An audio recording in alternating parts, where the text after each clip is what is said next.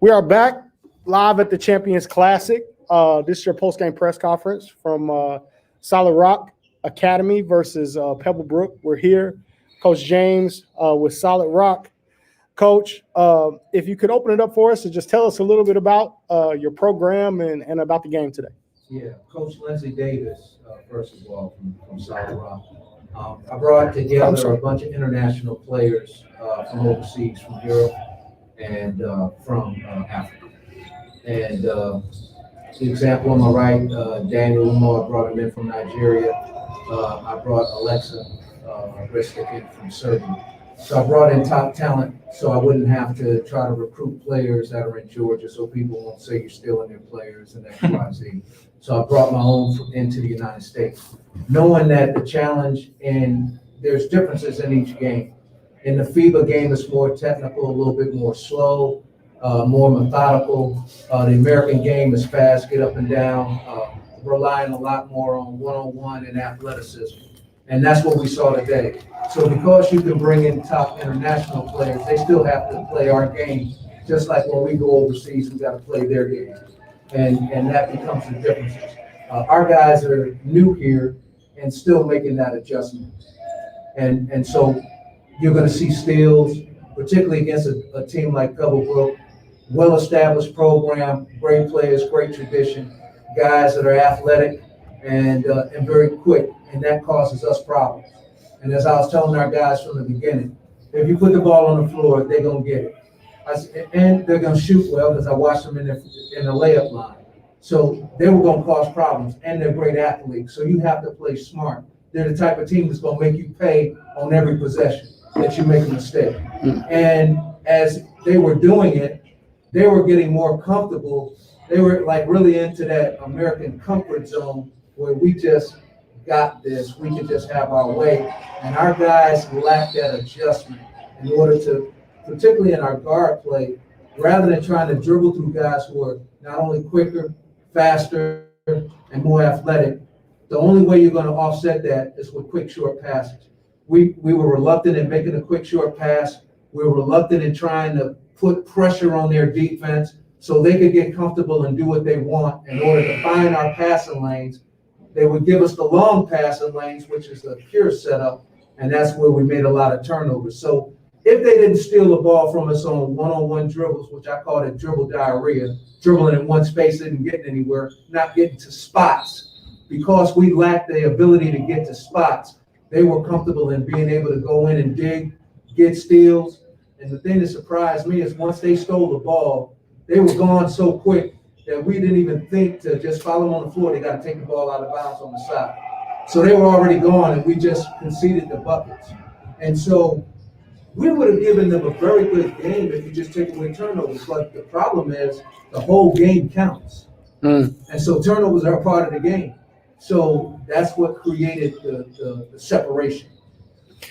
For sure, Coach. I talk about that adjustment a little more. That's really interesting.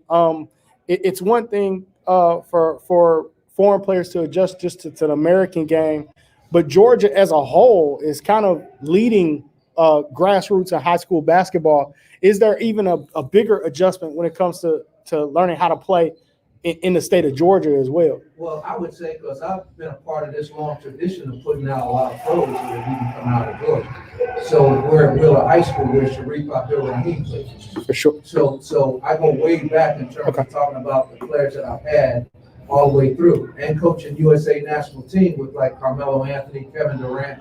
So I know what pros look like, and I know what good talent looks like. And so you can have talent. Like I would say, a lot of times talent becomes a curse word because that means you hadn't done it yet. It's where we have players that have to connect the talent with their mental ability. You got to bring the two together. And then when you bring the two together, you can come up with a pretty good basketball player.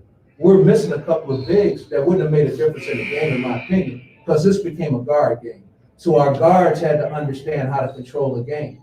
But they could have created some problems because they're athletic and they're able to, at least if there is a miss, which they wouldn't have missed, but if there was a miss, we knew that we could secure board play. So once again, the bigger key is I got a 6'8" guard, I got a 6'5" guard that have to play like 6-foot guards. Mm.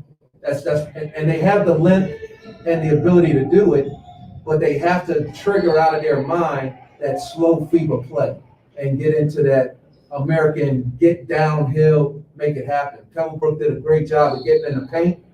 And once you control that paint, you can make anything happen with a pass. So whether it was a layup or a kick out to their corners and guys were spotting up and hitting shots, there's nothing you can do about that. You have to just be able to adjust. We had some good things that happened, but defensively, where I was really disappointed in us allowing guys to just dribble around us. And I basically told our guys at one time out, they're doing to us what I want to do to them. They're staying in volume man defense. They're forcing people left. They're digging and grabbing and getting the ball and getting out. They're not afraid to go after the ball and get steals. Their aggression. This is what we need to be doing without an excuse. We had a lot of guys that had excuses. He wasn't there. Hold on. You're making a turnover. It's on you. You're not running back on defense. That's on you. And this isn't like backyard basketball or even playground basketball where you just say, I'm going to play next game anyway. You go ahead and you stole it. Go ahead and make the layup. I'm going to come right back. And I told him, I said, that's a bad habit and an advertisement for a loser. And you'll never be able to play at any level playing like that. You have to play absolutely hard and smart. Maybe I'm not as fast as you, but guess what? As soon as I make the foul, think about even Danny Ainge with Boston Celtics. You foul, he just quickly foul you, make you take the ball out on the sideline. Those are the things that stop embarrassment versus being a highlight film. And I was telling our guys, you need to prevent yourself from becoming a highlight film. Now, in terms of building a program like this, we're in GISA, so we don't see teams like Pebblebrook. But you still want to be able to bring in this kind of talent and play at that level. No matter who wins the game, I always tell the players, 2 games to play, one for yourself and one for the team. So even if you lose to them and you look good, that coach is going to pick out the guys who think that they're going to help. But if you're one of those players that are invisible toward the game, coaches ain't going to recruit you. They don't care who wins the game. They're looking at who's going to help their program. For sure. And so I'm trying to get guys here programmed like that and particularly understand, like Alexa, I was telling them, you can shoot them threes all day long. If you talk about playing in the NCAA and the ACC or SEC, if you can't keep people in front of you and defend, they're not going to play you. There won't be a space for you. You'll be a practice player. So it's that kind of thing that they have to understand and making that adjustment coming in. And I was excited to be able to play the game tonight. And I believe our guys learned a lot, that it'll help them in January and February, For down sure. the stretch. And we won't see anybody like Pebblebrook anyway, so we should be able to win our state. So. Good stuff. Well, Coach, we have several coaches that came on during press today that talked about how these events get them prepared for January and February. What are some of the specific things? You talked about the defense. What are some of the other things, maybe offensively, that you feel like games like today will help sharpen and prepare you guys for February? Well, what I like is when they put us against the best, because that's the only way that you get to find out where you're at, where you stand. Even if you're looking at the gap of the score, you can say, okay, here's the gap of the score, and here are the things that created the gap, and these are the things that you're going to need to work on moving forward in order to be successful as you come down to state, because this one's over, and it's in the books, nothing you can do about it. But what you can do is take that lesson learned from that, take that into the next game and the next game and build upon that. For us in this game, there's a central thing that I tell our guys right now. We're a headless horseman. We don't have that point guard that can control the game. So our guys have to learn how to be that guy that can control the game through making good decisions. You don't have to be like their players that can get up and down the hill, can find spots. You have to adjust your game differently. And you make it happen through, get movement, 2-1-2, simplifying those short passing lanes, and you can still make things happen. And that's going to be important, particularly for players like him, because as coaches like Mississippi State are looking to see how he plugs in, he's going to look at, can he control this type of pressure that they put on you? Can he play with this type of athleticism? and can he keep people in front of him? So it's all of those things that are joined together that I think a tournament like this, if you can get a draw like a Pebblebrook or any top team, then you can find those things out and then make the adjustments.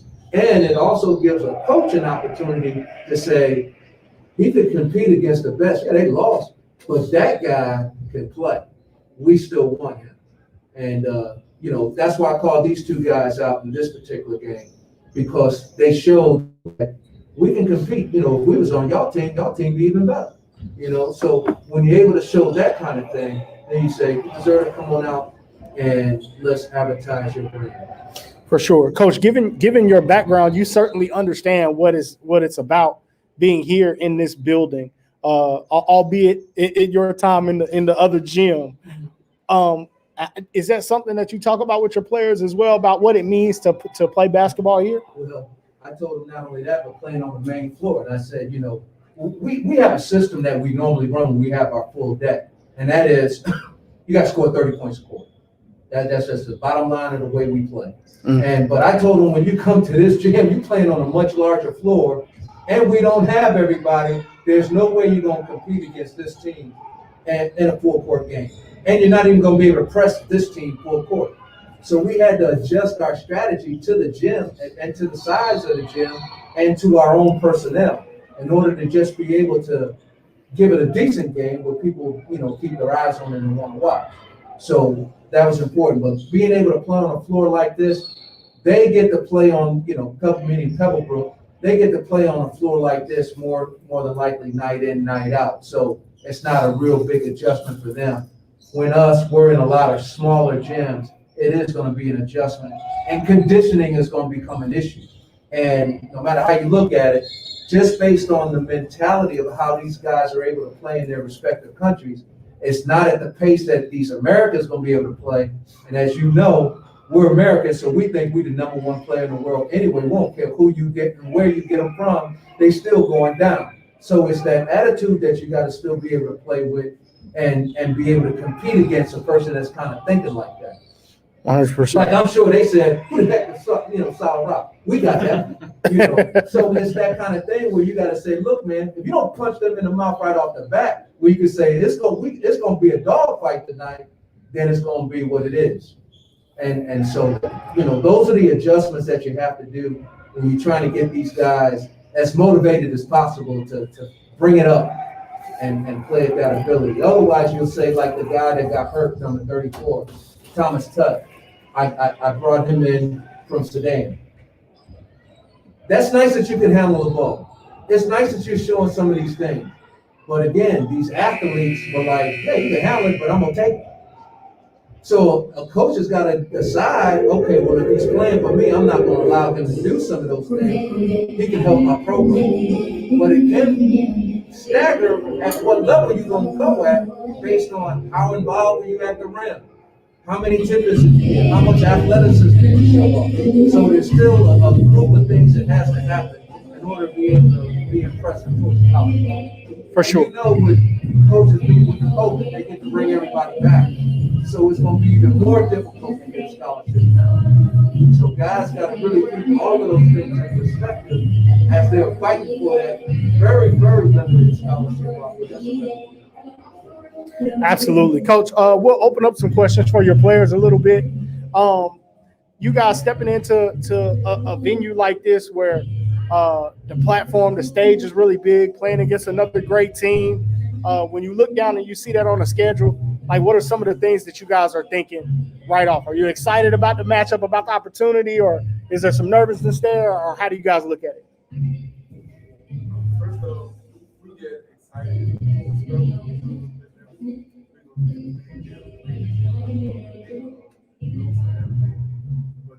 once we step in the court, we got this game fight. Or we looking at, this is what we're going to play. Or we're looking at this ball. As a team, we come together and be like, on that. We're still going to play the game. They just play like us too. For sure. Play the game for sure. So that's what we do. I mean, okay, everybody just do your job. Do your thing. We good. We're going to get this game done. That's what we keep ourselves going. No doubt. Any thoughts from you, Alexis? personally, I think we can play against everybody if we get everything together. We are tall, we have good guards, we have good shooters, we have big men like him. And if we get everything correct, we can play against everybody. For sure. Um, we know, Coach, these type of events and that type of competition is very key to molding those young men. Have you seen throughout the season, throughout the challenges with COVID, games being canceled, kind of plugging and playing away? Are you still feeling like you're getting the progress that you would normally see during a normal season, or has it been somewhat stifled because of the cancellations? We've been stifled, and like we've had to play people that we shouldn't even be playing. You know, it's like we're gonna beat them anyway. We haven't had, you know, we've looked to play some schools and scrimmages and what, because it's like they hear I got these guys and they duck us. And it's like they don't understand, they don't even need to duck us because we have that curse word, potential. We don't have a finished product yet. Now, if you want to get down to February, whatever, you know, you could say, okay, he's making better decisions, dribbling decision and passing decision.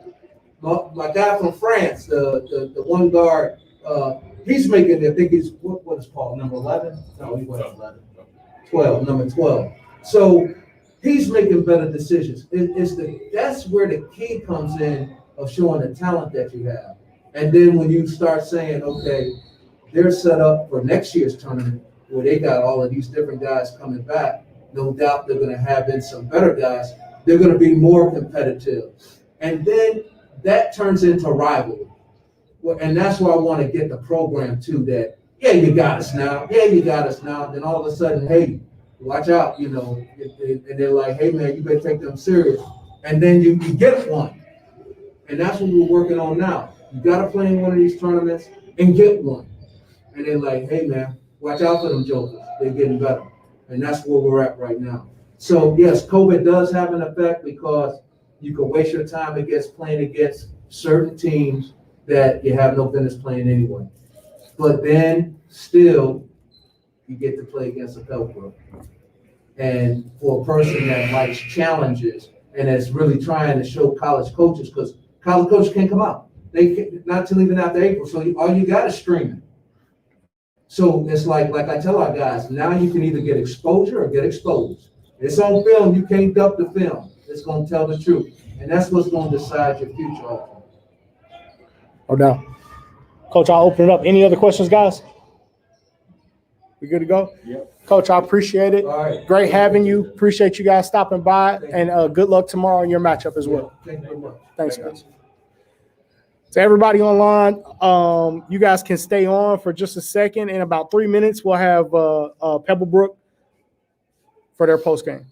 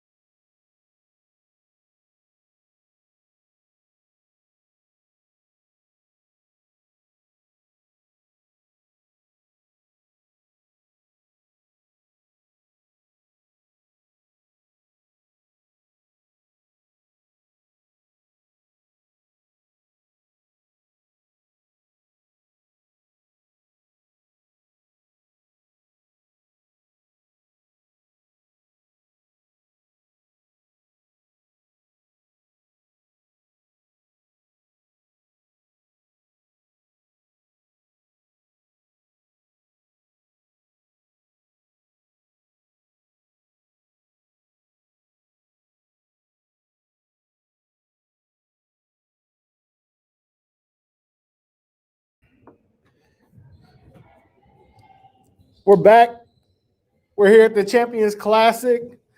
My name is Mondre Allen. I'm your host for Love of the Game podcast, and we're here at the post-game press conference. And we have the basketball version of the triplets. They might. Hey man, these guys too young for me to know what I'm saying, but with the triplets, but the three Stooges. Right. See, and the original triplets were the Redskins, Bryce, and I do remember the Three Ninjas though. That movie came out. I don't know. The Three Ninjas. Okay, we are here. We got Tyler Shirley, Danny Stubbs, Jamal Kleiss from Pebblebrook High School, 3 Division I athletes. Guys, I've said all year that Pebblebrook is so freaking good. But I'm gonna ask the tough questions today. You guys play defense together in a way that I didn't see last year, and you guys passed the ball to each other so much better this year than last year. What's the difference between this year's team and last year's team? How you guys feel? To be honest, it's really the veteran leadership. We took in everybody before the start of the season. We let them know from the jump. We got a state championship team. So with that, we have to be passing the ball. We have to be playing defense. We have to be talking. Everything like that is going to get us where we want to be. So I mean, that's just how it is. I think us signing early too contributed to that. Yeah. Last year, coaches coming to the meeting. You got your parents here, other outside people talking to you. So yeah, this year some pressure took them off. We just came to play together. How tough is that? I think a lot of people take that for granted when, coaches are coming to see you and there's a lot of hey, I got to make sure I make a good impression. I got to make sure I play well tonight. What does that actually feel like? A whole lot of people are on the sidelines looking at it. A whole lot of people like myself talk about it, but we've never been in those shoes. What is that like? After the game, you're in the car ride with your parents home, and like, what is it like dealing with that every single day? It's pretty tough, especially being on the team. We had probably 5, 6 Division I players last year. We all trying to get off and try to get offers. So it was hard. The ball stuck every play. Like one pass, we put it up last year. But this year, it's just so fluent now. And it's so much easier for us. Is it more fun? Because I feel like you guys are smiling. I told George that the pressure is on him. If you don't get it done this year, George, like it's on him. Do you guys take that in? Is this the year that George gets that championship that's been kind of eluding him in the years past? Definitely. If anything, we don't want it more for ourselves. We want it more for Washington. Washington never had one, so we got to bring one. Freshman year, we really should have had freshman year. That's what we really should have had. It was Mervyn James. You had Grant Howard. You had Jalen Harper. You had White Murray. You had Josh Graham. It was like the way Washington knew he was doing from the jump. When he recruited us in the summer, he knew he was doing. He's seen the future, and that's what he's seen. Everything that he's seen in that team that year, our freshman year, he's seen in us. He sees in us our senior year.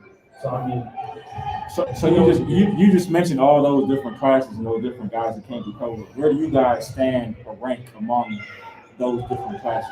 Are y'all his best team? If we win the championship, then we got the best team. We feel like that, but we got to get the job done in order to be established as the best team. So that's the talk. Like teamwork and everything. So what is it that you're gonna actually have to do to make sure that you get the job done? Like, is it defense? Is it offense? Is it moving the ball? Is it closing out? Have to play their role. That's been our biggest problem. Playing their role. Everybody has to know their role, play their role. As soon as we play our role, so it's settled up. But I feel like the little things is gonna be the championship, like diving on board, get that loose ball, getting that extra possession, getting that extra offensive rebound. I feel like that's what's gonna get us the championship. You just brought up a good point though. So how do you know who's nicer? Is that Dan's job to say, look, We don't be knowing who night it is. That's my point. We learn it as we go. Yeah. You're As right. if someone makes a shot, you saw at the end of the game, Aaron made his first shot, and Stephen got 2 more. Yeah. Feed the hot hand. It's so crazy. 'Cause I can come off a night where I have 25, the next night I'll have 4. He'll have 20, or he'll have 20. He'll have 20 in the You're first half, comfortable with that? and then I'll have 15 in the second half. You all are comfortable As with long that? as As you long as win you the all. Perfectly fine with that. Most of it is How bad do you guys want to see the other guys get taken care of? Do you guys want to see Aaron get his and get taken care of, or the other guys that have been riding with you, Dre Young and those guys, get what they deserve as well? This year, like I was, I got my nickname last year, stuff like that. I had to accept my role this year because that wasn't going to be that I was going to have as many shots I took last year. It was going to be the same. I had to change my whole change. I had to get the guy that did that, and I get what was needed, and then give what was needed. So as roles change, that's what I told everybody. As roles change, you have to accept it. With me, I accepted it. And I'm still having fun regardless. As long as my brothers need How often do you guys hear from Pebblebrook alumni, and what kind of effect does it have on you guys like to prepare for the game? We hear from them all the time. They're at school sometimes. They call us on the phone. It just helps us understand the tradition of Pebblebrook and what we have to live up to. We got a bad game. Call about that game because us out. Like, what the hell y'all doing? And what do you say? What did you possibly say back They to don't know what to say. Nothing you can say. Nothing you can say. Hey, let's ask this: if y'all win the state championship, who is the first person that calls Colin to brag first? Oh, yeah, we putting the face comment on there. We ain't on. We that's like that don't be so right there. We don't even have to say nothing. We don't have to say nothing. One thing that I think gets overlooked is how much y'all program means to the community. We all talk about the stuff that happens on the floor and the glory and the glitz and the glamour of playing for Pebblebrook and guys what they do at the next level. But y'all program is one of the few programs in the state that really mean a lot to the community at large. What is it gonna mean if you guys are able to get it done to Mableton? If you guys are able to get it done and win a state championship? I said something about this maybe on y'all podcast about Six Flags Drive. Without down the road. Yeah. I feel like we bring that ring back. I feel like everybody gonna be there waiting on us. I got this vision. Just riding the bus down. Everybody, hey. Y'all might get a parade. Y'all might be one of the few high schools that get a parade. Y'all win a state championship.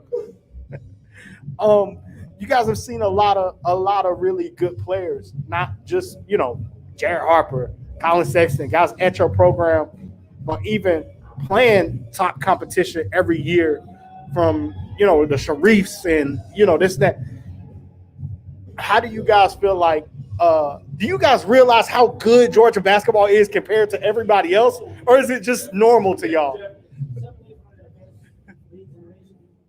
For sure. Night in, night out, we got somebody. They just moved the Keisha into our region. Played them 2 times. So you guys think once you guys win the state championship, and let's say that there is a Geico tournament, they may not be. What could you guys do on that national stage? Same thing we gonna do, right? Same thing we gonna do regardless. Get buckets and keep it up. One thing that we don't have that a lot of teams that Geico have high speed, skill, but one thing I always think in my mind with this team is we're just a whole bunch of dogs. And with that, I don't care. Skill, you fall, you don't have to get a bucket. If you can't get no bucket, we're gonna make you look bad. We're gonna make you know that you look bad. I love this team. I love this team. Guys, I want to get into what y'all wearing, man. Everybody got their own personal brand on.